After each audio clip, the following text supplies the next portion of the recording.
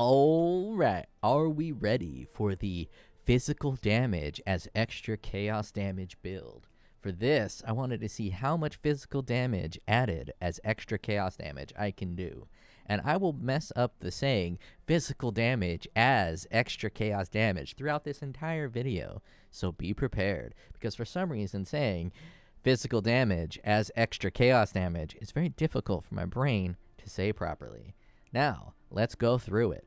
I'm not going to leave you in suspense. I'm going to show you the number right up front. The maximum I was able to get was 284. For some reason, it says conversion 284. I'm pointing at my screen right now. You guys can't see my hand, but I'm pointing at this tiny little text all the way to the right that says conversion 284% to chaos. That means 284% of my physical damage is being added as extra chaos damage. Now, let's take a look at how I accomplished this useless task that nobody should do. 2 obliteration wands. Neither one of them got good rolls in the crucible tree, and I wasn't gonna freaking merge or remove or try to get good crucible rolls on an obliterator, and you definitely can't search them on POE trade or the trading site. So we have 40, 72. We have Withering Touch for an additional 30. Inside of this bad boy, we are using Master Distiller, and we are probably the only one using Master Distiller. And we are me and myself. I don't know why I'm saying we. Fuck, I'm going to start this video. No, I'm not going to start this video. You know what? I'm an idiot, and we all know this, so I'm just going to keep going, and I'm going to keep calling myself we. We are using Amethyst Flash Charges to gain an additional 25% of physical damage as extra chaos damage. We are using Nature's Reprisal to give some Withering stacks. Now, this is just fun. I figured if you're going to add a bunch of physical damage as extra chaos damage, you might as well do a Withering thing. And no one's using Nature's Reprisal. No one's using Master Distiller. So we are going to use Nature's Reprisal and Master Distiller. We're also going to use Master Toxist. Now, I'm not doing a poison build. I'm just throwing this in there because I can. I could instead grab that node and that node, like a lot of other people do, to pump up your flask. But I'm only using these flasks right here to get my resistances right, and then these two to pump it up. So I don't really need those extra flask effect. Now, let's take a look at some of the stuff we're doing. I went ahead and got this Glorious Vanity because it gives me a 2-point Wither here to give me 25% chance to inflict Wither, 25% chance to inflict Wither, and with this passive and Withering Touch, I have a 100% chance to inflict Wither. I'm grabbing these Chaos Notes to give me a 5% chance when you inflict Wither to inflict up to 15 Wither debuffs instead. So my Wither stack should be pretty high the entire time. I should be pretty close to, like, between 10 and 15 throughout the fights. And this 5% chance to inflict Wither instead, to inflict maximum Wither instead of 1 Wither might be bugged. I have no way to test it, but here you have a 25% chance to inflict Wither on hit. So these 4 25% sources could either stack or they could be independent. If they're independent, this instead of 5% chance to inflict Wither would be 20% chance to inflict maximum buffs.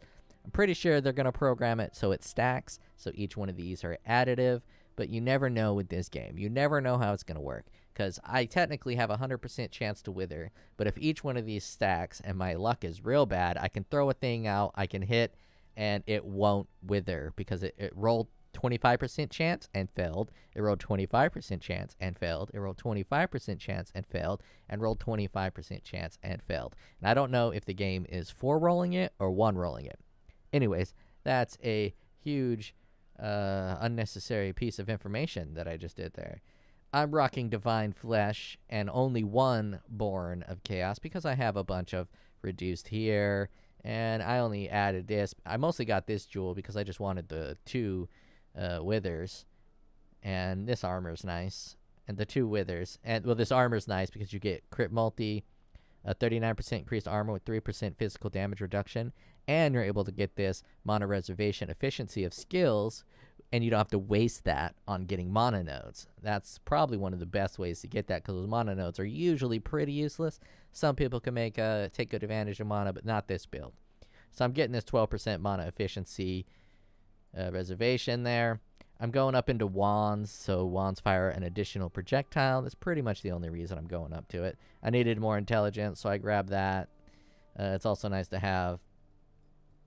And then I'm using nothing but physical cluster jewels to increase my physical damage. Physical cluster jewels across the board just to do more physical damage. And I have like a 15% chance to do double damage because each one of those bad boys. I'm getting Unholy Might here on critical strike. And that's basically all you really need to know. In terms of the gear, most of it is just kind of base gear that I had laying around. This is in attack speed, physical damage added to attacks, gloves, which are pretty good for this build because that added physical damage is highly needed because the obliterator damage is so low. 35 to 64 physical damage. So that's very low, and you need to pump that up as much as possible. So we can go into my choices for pumping that up. Divergent chance to bleed. I don't know if anyone's using this, but it says supported skills have 23% more added damage.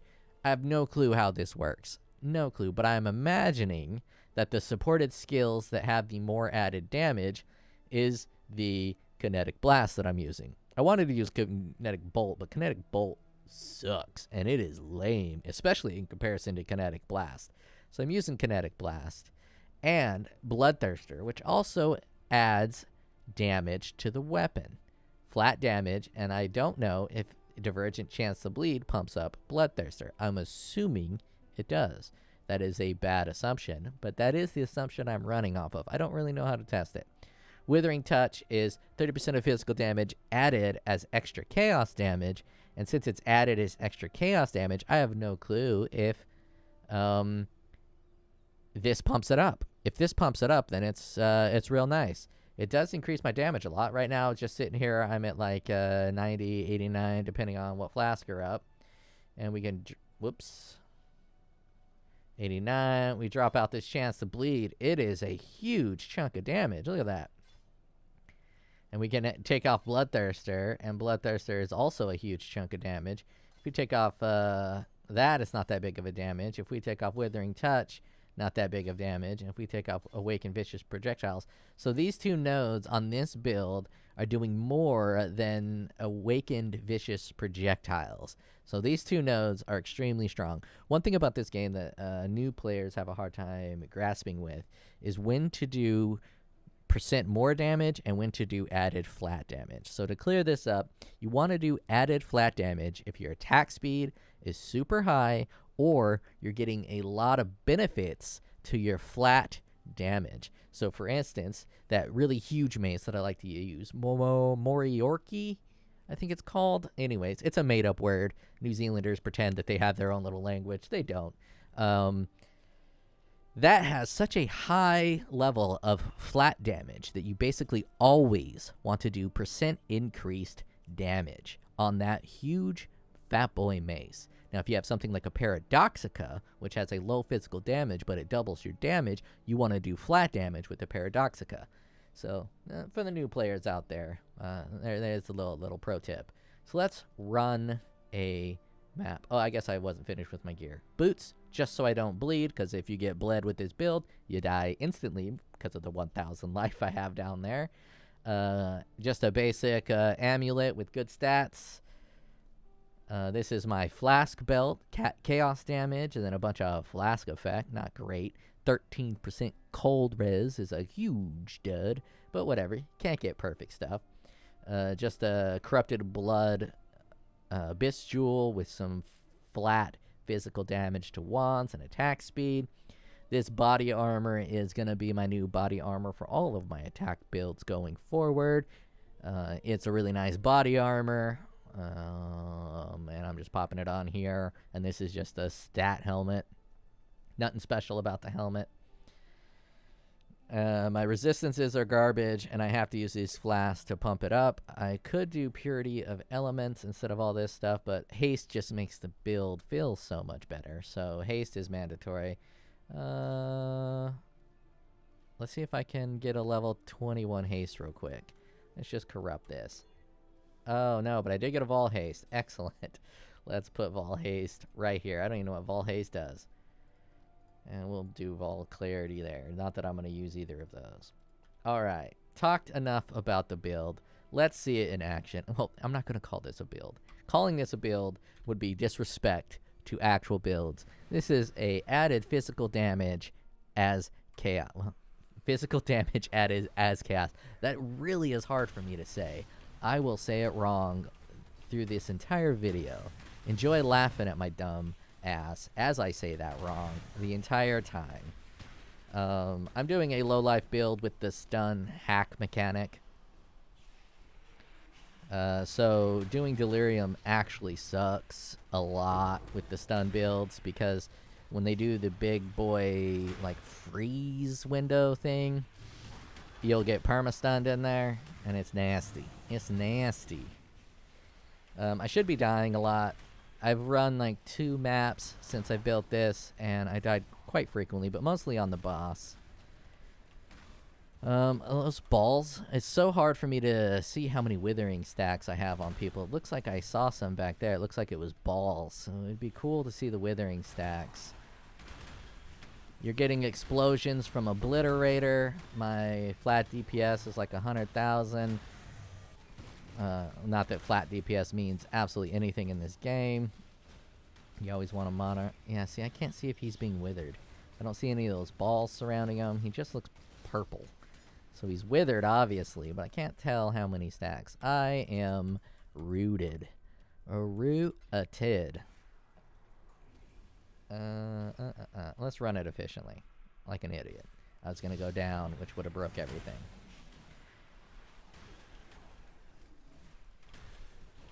Bum bum bum. Bada bada bum bum.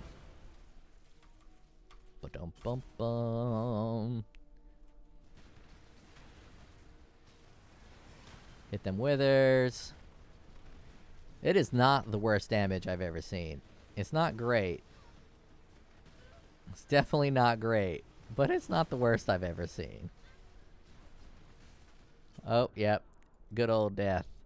Good old death. Now, I don't have the necessary recoup to actually do the low life stun build. I'm only doing it because I got it. So this isn't a proper variation or proper implementation of the low life and stun, because I don't have the necessary recoup to do it. So I shouldn't be using the stun mechanic and the low life mechanic. Instead, I should get 2 jewels that increase chaos damage and physical damage. It would make this better. But as I said before, this isn't a build. This is just me getting 284% of physical damage as extra chaos damage. And I'm getting power charges here, and I don't know how I'm getting power charges. I don't know what's giving me power charges. It's a mystery. I'm just going to leave it a mystery.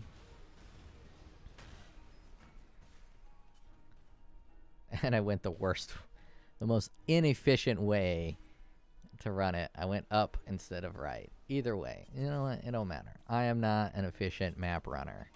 I am not a good builder. I am a clown, and so I expect you guys to be laughing at my clownsmanship. Completed T16. I died on purpose just to let that guy hit me. If you play good, I mean, this build actually can T16 farm.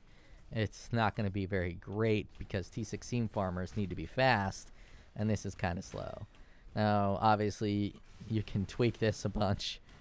No, I'm going to stop talking about what you could do to this build. The only thing you can do to this build, a mono burn. You see that mono burn?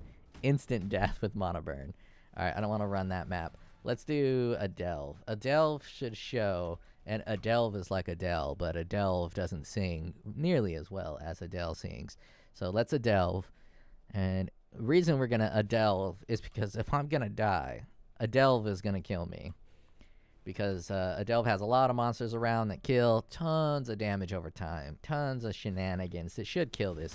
It should kill this build instantly. Now I'm using, what is it? Blood Rage. And I think I don't have enough to sustain Blood Rage. Let me get hit to cast Blood Rage. But Blood Rage is nice. When I have Blood Rage, 142 flat, which again doesn't mean anything, but it's nice to see the flat go up so you can see that you have the stack. And you can see Blood Rage here. I guess I didn't need to check there. And then my Unholy Might. Unholy Might in this iteration isn't that powerful, but it does add more added chaos damage. It's so hard to say. Physical damage added as extra chaos. That is just, I should have created an acronym. There's no way in hell I can create an acronym here on the fly as I'm playing through the map. Added physical damage. You know what? I can't even do it. I can't even say it. It's so hard to say. Extra chaos damage is what I should call it. Extra chaos damage is what I'm gonna call it. It is a lovely Saturday morning. I've had my coffee, my nuts, my banana. Gonna be getting my filet mignon for lunch. Look at that Blood Rage killing me. I'm gonna get my filet mignon and Red Bull for lunch. I don't know why I buy filet mignons. I don't actually like filet mignon. It's too tender. New York strip, T-bone, porterhouse. Those are much better steaks in my opinion. Obviously the Kobe beef steak in Japan is the best I've ever had. But Japan, you can't really compare Japanese food in Japan to American food because Japanese food is just superior in almost every way, with the exception of hamburgers. America does their hamburgers right. Obviously, you're talking about In-N-Out. Okay, well, I was expecting to die there. I didn't die. Let's do one more to see if I can die. In-N-Out has the best burgers. I mean, there's no competition. The double-double is the perfect burger. It beats out fancy restaurant burgers. It beats out all burgers. There we go. That's the death I was waiting for. Up here in the Pacific Northwest, we have a restaurant called Red Robin. They have them elsewhere too, but I'm pretty sure Red Robin was started up here. And I've eaten Red Robin in all the other places I've lived. And Red Robin is trash, except for up here in the Pacific Northwest. For some reason, the Red Robins up here are of a much higher quality. And the Red's Tavern Double is a pretty excellent hamburger. It's not as good as the Double Double, but I do put it slightly above Five Guys. Now, I do like to have Five Guys on me all at once, but it is a bit of a mouthful and a bit pricey for a burger. But the Five Guys is good. Let's do a tunneled map. More life. Sure. It's going to make my build look worse with more life. And by build, I don't mean build. I mean project. Now, I'm running this Ruby Flask. I could, I'm going to pop it in just for the giggles. I think it's on my it's on my 2 stash. I'm going to pop this in for the giggles. It doesn't have enough to sustain. Maybe if I bought an absolute perfect one. I got the 40% less duration, but my increased charges per uses is right in the mid. So if I got a 40 and a 125, maybe I'd be able to sustain it. But right now I can't sustain it. And when I'm not sustaining it, my fire res is like 20. Fire res 40. My fire res is 40. So if I get hit, I'm donezo if that flask is not up. But while mapping, the flask should be up. I'm going to get rid of delirium just so I don't get frozen.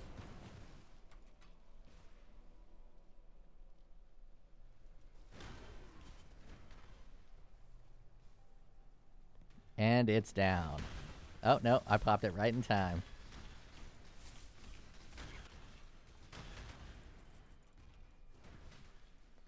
These maps are actually pretty good for kinetic blast because it causes the explosions more on the walls. The open ones are cool as well, but in terms of raw deeps, the explosion on the walls helps out a lot.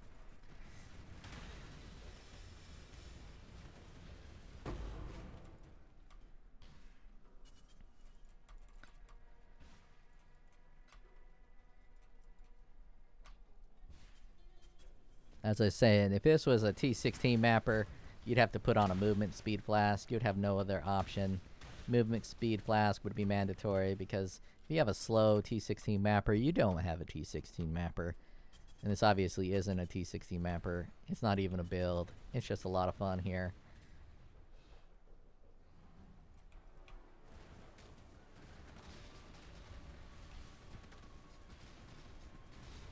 He is definitely at max withering stacks. And, you know, I killed it. It got killed. And I have 3 open slots here.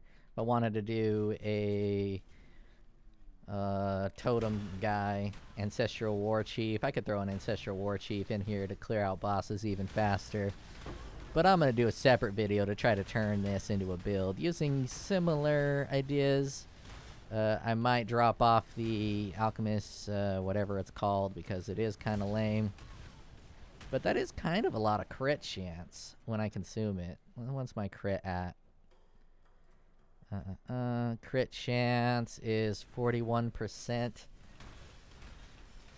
And it's going to get increased by quite a bit whenever it consumes flash charge. It doesn't show that, but it might not even show that on the POB. I don't know how that's going to work. I'm not a POB player. I'm a Path of Exile player. So I don't play a lot of POB. I mostly just import it and then paste it. And if other people want to play POB, they can play POB. But I prefer POE to POB.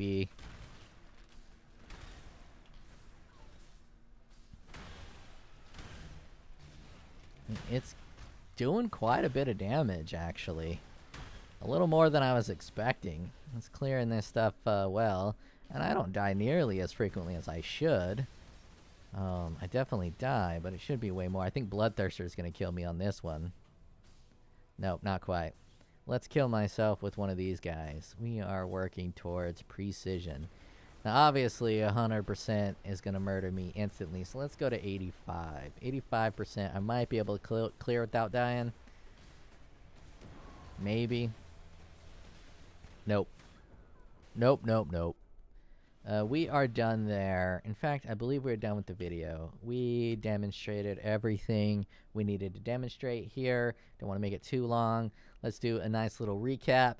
40%, 40%, 72, 72. We got a 30 on this bad boy. We got a 25 on this bad boy. We got a 30 on that bad boy. And for the most part, I think that is it. Ladies, who am I kidding? There ain't a single lady listening to this. Boys, fellas, testicular owners, I will talk to you later.